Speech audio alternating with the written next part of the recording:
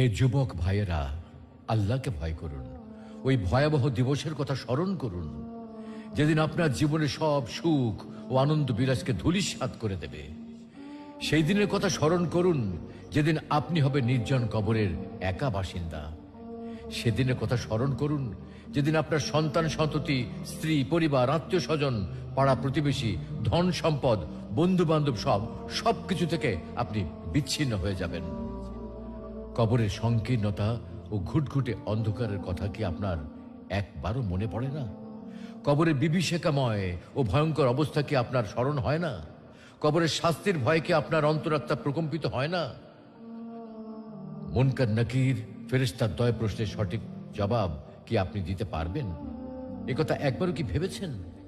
অনুরূপভাবে কবরের অপুরন্ত সুখ ও অনাবিল শান্তির কথা কখনো কি আপনার হৃদয়ে পটে জাগ্রত হয় না? তাই বলছি, হে যুবক ভাইয়েরা, আর দেরি না করে দ্রুত ছুটে আসুন মহান আল্লাহ রাব্বুল আলামিনের বিশাল ক্ষমার দিকে, মহান আল্লাহ রাব্বুল আলামিনের রহমতের দিকে, মহান আল্লাহ রাব্বুল আলামিনের অনুগ্রহের দিকে।